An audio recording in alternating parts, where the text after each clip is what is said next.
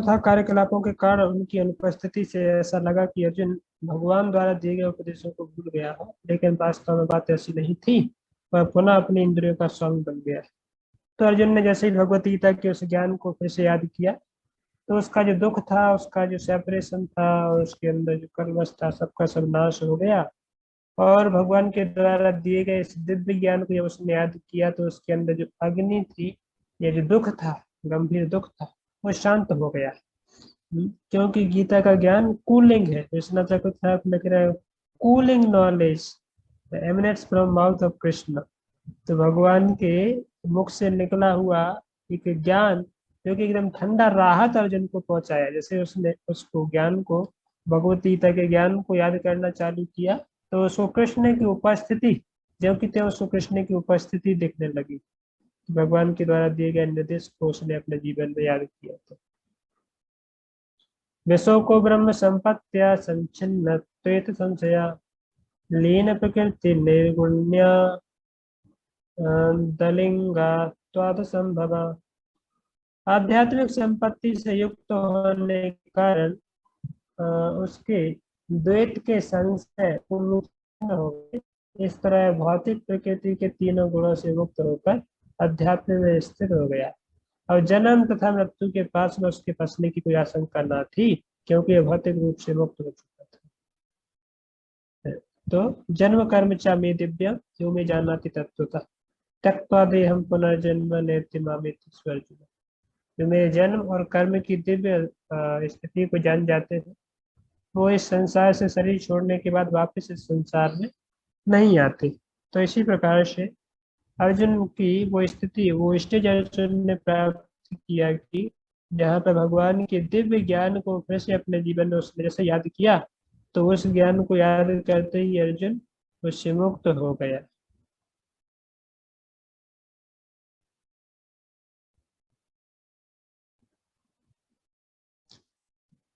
इसलिए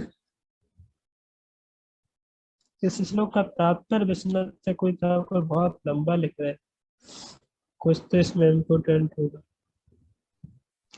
पढ़ लेते हैं, मजा आएगा, कुछ ना कुछ अच्छा है।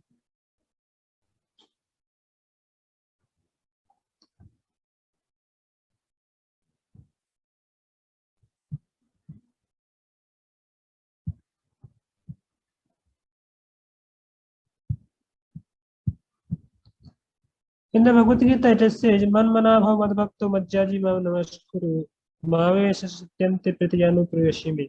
Being my devotee, offer your mind to me, offer articles to me in worship, and offer respect to me. I promise that you will come to me without doubt, for you are most dear to me. In that verse, Krishna said, "You will come to me without a doubt." This was the indicated in the future. O Arjuna, at the right time you will come to me, but out of affection, I today speak to you. The method when you will try to attain me because of great separation in the future. कितना अच्छा लिखे है वैष्णव ठाकुर, कैसे उसको explanation दे रहे हैं कि भाई अर्जुन को भगवान ने जो शब्द उस समय बोला था, भगवत गीता सुनाई थी। भगवत गीता तो काफी पहले सुनाई ना, महाभारत के युद्ध में के समय सुनाई, तब तो कृष्ण वहां पर उपस्थित थे ना। कि वही मन मनाभ मद भक्तो मज्जाजी माम नमस्कुरु भावे सत्यम प्रीति जानो प्रियसी में, तो मेरे हो जाओगे या मुझे प्रेम करो, विदाउट डाउट तो मेरे पास आ जाओगे। I promise that you will come to me, मैं वादा करता हूँ कि तुम मेरे पास आओगे, है बिना निसंदेह मेरे पास आओगे यदि तुम इस तरीके से मुझे याद करोगे, मुझे प्रणाम करोगे, मेरी सेवा करोगे, मेरी पूजा करोगे। तो भाई इसको विश्वनाथ चक्रवर्ती ठाकुर ऐसे पॉइंट उठा रहे हैं कि ये तो भगवान उस समय कह रहे हैं। अब बोले आओगे, आओगे मतलब भविष्य में आओगे, ऐसा नहीं कि उसी समय जाओगे। तब तो बोल रहे थे ना, भविष्य का बता रहे थे कि आओगे मतलब शरीर छोड़ने के बाद तो जब मैं दूर हो जाऊंगा तब तुम मेरे पास वापस आ जाओगे। है? अब किसी को छोड़ के जाते हो तब तो आओगे का मतलब होता है ना, गे कब लगता है। आ जाओगे या हमें आ जाऊंगा तो तुमसे दूर हो गए तो इसलिए मैं आ जाऊंगा, तो भविष्य में आएगी, आने वाली चीज है कहने का। तो भगवान उस समय पर ये इंडिकेशन दे रहे थे कि भाई तुम अभी हमसे दूर हो जाओगे कुछ समय के लिए, और बाद में जब मैं तुमको बुलाऊंगा तो इसलिए तो मेरे पास वापस आ जाओगे। तो पर मैं वो अब क्योंकि मैं आपको इतना प्रेम करता हूँ, आउट ऑफ अफेक्शन, लेकिन है कि मैं आपको तुमको इतना प्रेम करता हूँ कि ये वो उस समय आने का जो रास्ता है ना, जो मेथड है ना, वो मैं तुमको आज ही दे देता हूँ। हैं? तो वहां पे जो सेपरेशन की जो फीलिंग है, जो ग्रेट सेपरेशन, क्योंकि वही उसी के माध्यम से तुम मेरे पास आओगे ना। क्योंकि जितना हद तक मुझे तुम प्यार करोगे, उतने हद तक तुमको सेपरेशन होगा, और जितने हद तक तुमको सेपरेशन होगा वो उतने हद तक तुम मुझे इंटेंसली मेरे पास आने की तीव्र इच्छा करोगे। जैसे तीव्र इच्छा करोगे तो तुम मेरे पास आ जाओगे। दैट मीन्स कि अर्जुन ने ऐसा, भगवान ने ऐसा स्थिति अर्जुन के सामने, मतलब भक्त के सामने भगवान कैसे एक रोल प्ले करते हैं कि आज आप जो सेवा कर रहे हो, पूजा कर रहे हो, भक्ति कर रहे हो, ये सबका सब जो क्रेडिट है, इसका सबका सारा का सारा जो अकाउंट है, भगवान उसको अकोमुलेट करते जा रहे हैं, इकट्ठा करते जा रहे हैं। और जब भगवान की अ, या मृत्यु के समय पे, या बोल सकते हैं कि उस समय के लिए जब हमारे पास हाथ में कुछ नहीं रह जाएगा, तब एकमात्र वो चिंतन हमारे माइंड में रह जाएगा। जब शरीर काम करना बंद कर देगा, हमारे हाथ में कुछ नहीं है, जो हमारी जो डीप सेपरेशन की जो पेन होगा, हमारा जो दुख होगा, वो मैं खींच करके जबरदस्ती भगवान के लीलाओं में यदि उसमें लगाएगा, तो फिर हम ऑटोमेटिकली भगवान के पास चले जाएंगे। तो मेथड हमको आज दिया जा रहा है, इसलिए भगवत गीता पढ़ के, भागवत पढ़ के, भक्तों का संपर्क करके, भक्तों का संग करके, उस डीप जो अफेक्शन है भगवान के प्रति, उसको जगाना है, ताकि भविष्य में हमारा फिर तो बस इस तरीके से, भविष्य में फिर हमारे लिए इस तरीके से एक अपॉर्चुनिटी क्रिएट हो सके। आगे लिख रहे हैं, I've constantly practiced the process of meditation that you taught to attain you. By that meditation, I think of myself as Atman next to the body. But still, my body is an obstacle because the body gradually makes me think of an external object and throw me into the ocean of lamentation.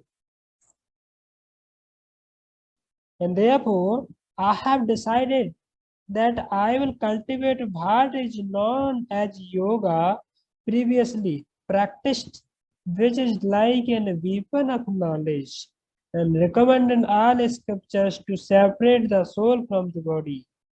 And though I am a spiritual entity, not inquiring whether I am an eternal associate of Krishna, a friend of Narayan, I understand that I am a materially human with uncontrolled prema. I have to come to the perfection of yoga ruddha, for a second, only to cover the condition. And that is explained in this verse. तो बता रहे हैं कि भाई अ, अर्जुन बोल सकता है कि इस तरीके का योगा प्रैक्टिस तो मैंने कई बार किया, और इस तरीके का योगा प्रैक्टिस तो ठीक है। जब तक उसमें लगे रहते हैं तो कोई व्यक्ति आत्मानुभूति कर सकता है, या आत्मा के जो है ज्ञान को समझ सकता है कि चलो मैं तो नित्य, मैं तो आत्मा हूँ, अजर अमर हूँ, मैं मरता नहीं। पर ये तो सब ठीक है, पर बोले मैं तो सामाजिक प्राणी हूँ ना, समाज में रहता हूँ तो अपने काम करता हूँ, सबके साथ रहता हूँ, तो फिर मैं अपने आप को, शरीर को देखना पड़ता है। ये शरीर की केयर करता हूँ तो फिर से शरीर की चिंता में पड़ जाता हूँ, फिर से शरीर के प्रति आसक्त हो जाता हूँ, तो फिर तो समस्या हो जाएगी ना। ऐसे बोल रहा है, एक मिनट।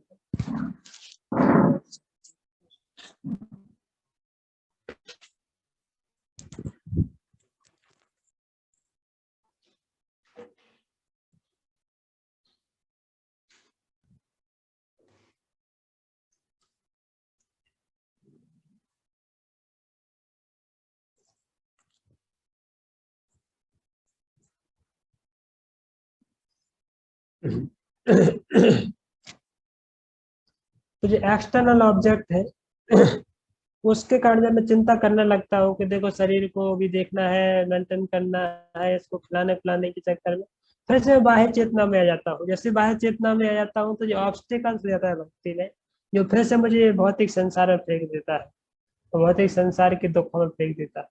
तो इससे कैसे बाहर निकले? तो इसलिए जो योगा प्रैक्टिस तुमको दिया गया, इसलिए ज्ञान के शास्त्र के द्वारा इसको कट करना है, मतलब recommended in all scriptures.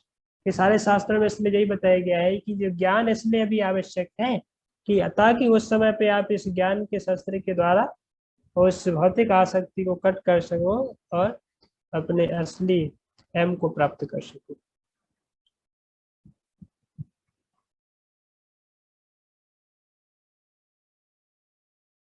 By attainment of wealth of Brahmana, a lamentation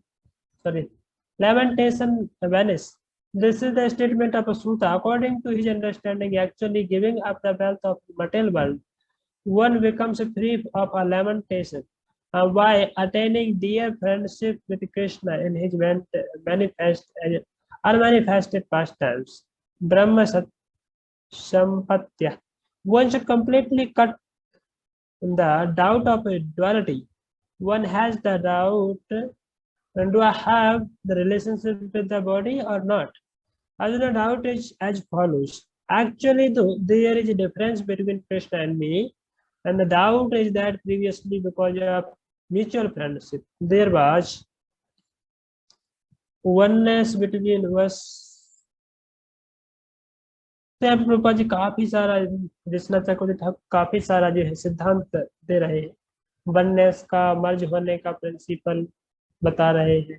फिर कैसे कि भाई अर्जुन सोच सकता है कि मैं तो कृष्ण का मित्र हूँ, तो मित्र का रूप में उनको याद करता हूँ, तो फिर से वो मायावी चेतना में आ जाता हो।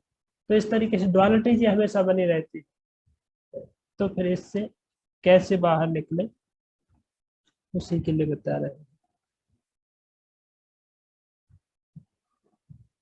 And another meaning, Arjuna as an Amsa of Indra was Jivan Mukta,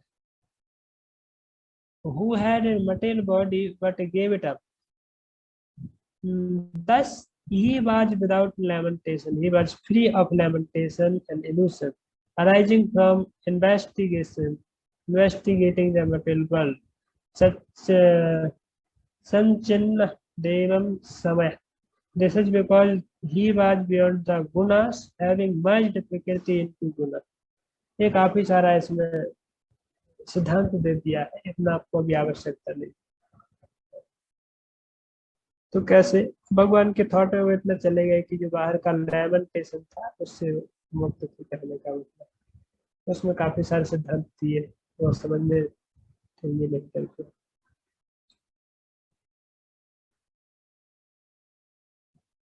विश्व को ब्रह्म संपत्तिया, पीछे जन्म पढ़ लिया, संचिन्न देत संशयालेन प्रकृति गुणै करते कृतेन गुणै आदिंगात्वात् संभव। आध्यात्मिक संपत्ति से युक्त होने के कारण उनके द्वैत के संशय पूर्ण रूप से छिन्न हो गए। इस तरह भौतिक प्रकृति के तीनों गुणों से मुक्त होकर अध्यात्म में स्थित हो गया। अब जन्म तथा मृत्यु के पास में उसके फंसने की कोई आशंका न थी, क्योंकि अब भौतिक रूप से मुक्त हो। तो भगवान का मेडिटेशन, भगवान का चिंतन इतना डीप होने से सेपरेशन के कारण उसका जितना भी अज्ञान था, इतना भी भौतिक कर्मस्था वो सब नाश हो गया कहने का, और पूर्ण शुद्ध हो गया। निस्सम भगवान मार्ग संस्थाम यदुकुलस्य स्वपथाय मतिम चक्रे निर्भक्तात्मा युष्टरा। भगवान कृष्ण के सुधाम गमन को सुनकर तथा यदुवंश के पृथ्वी के अस्तित्व का अंत समझकर महाराज युधिष्ठिर ने भगवत धाम जाने का निश्चय किया। अब ये सारी लीला सुन ली कि अर्जुन ने जब सारा का सारा वृतांत बता दिया कि देखो भगवान चले गए, इनके पीछे का ऐसा ऐसा खबर था, ये सब कुछ सुना ध्यान से युधिष्ठिर ने, और बाद में क्लियर कर लिया कि भगवान चले गए, अभी मैं करूंगा क्या यहाँ पे? भगवान चले गए, सारे यदु चले गए, मैं यहाँ पे अब किस लिए बनाऊं? तो अब युधिष्ठिर सोच रहे हैं कि मैं भी अभी, मुझे भी जाना चाहिए, मुझे भी यहाँ से निकलना चाहिए। ये संसार के लोगों की दृष्टि से भगवान के दूर जाने की खबर सुनकर महाराज युधिष्ठिर ने भी अपना ध्यान भगवत गीता के उपदेशों की ओर मोड़ा। फिर भगवान के प्राकट तथा प्रयाण की विधि के विषय में सोचने लगी, किस तरीके से भगवान बैठे। इस मर्त ब्रह्मांड में भगवान के प्रकट होने तथा अंतर ध्यान होने का उद्देश्य पूर्ण रूप से भगवान की परम इच्छा पर निर्भर करता है। देखिए उच्चतर शक्ति द्वारा प्रकट तथा प्रकट होने के लिए बाध्य नहीं। इस प्रकार जीव भौतिक प्रकृति के नियमों द्वारा प्रकट या अप्रकट होने के लिए बाध्य होते हैं। जब भी भगवान चाहते हैं वे कहीं भी और कैसे भी सर्वत्र प्रकट हो सकते हैं। ये प्रभुपाद जी का कहना है। जैसे सूर्य का उदाहरण दे रहे हैं कि सूर्य कहीं से, सूर्य वैसे सूर्य स्वेच्छा से उगता है, सूर्य को कोई ऑर्डर नहीं दे सकता है अभी हमें जरूरत है तुम यहाँ पे आ जाओ कर, कोई नहीं बोल सकता। सूरज अपने समय पे अपनी स्थिति से अनुसार उगता है। और प्रभुपाद जी का कहना है, स्थानों पर कोई पड़ता है। तो ऐसा नहीं कि सूर्य एक जगह है तो दूसरी जगह पर जो है वो सूरज है ही नहीं करके, ऐसा नहीं होता है। सूर्य पश्चिमी गोलार्ध में अस्त हुए बिना भारत में प्रातः काल उदय होता है। सूर्य पूरे सौर मंडल में सर्वत्र उपस्थित रहता है, किंतु ऐसा प्रतीत होता है कि किसी एक स्थान में सूर्य का निश्चित समय पर प्रातः उदय होता है और शाम को निश्चित समय पर अस्त होता है। जब सूर्य के लिए समय की सीमा कोई अर्थ नहीं रखती, तो फिर परमेश्वर के लिए उनके विषय में क्या कहा जाए। वो तो सब सृष्टि के नियंता है। तो वही बता रहे हैं प्रभुपाद जी कि जैसे सूरज है, सूरज ऐसा नहीं कि डूब जाता है तो सूरज खत्म हो गया, मर गया, नहीं। आपकी दृष्टि से ओझल हो गया, आपका सूरज और कहीं तो है। तो ये सौरमंडल में सूरज घूम ही रहा है, पर आपकी दृष्टि के सामने भी सूरज नहीं है। इसका मतलब ये नहीं कि सूरज है ही नहीं करते। जैसे भगवान अपनी परम इच्छा से कि ब्रह्मांड में कहीं ना कहीं लीलाएं कर रहे, पर हमारे ब्रह्मांड में यहाँ तो नहीं है। इसका मतलब ये नहीं कि भगवान मर गए, भगवान चले गए कर, भगवान अभी भी है पर कहीं और अन्यत्र लीलाएं कर रहे।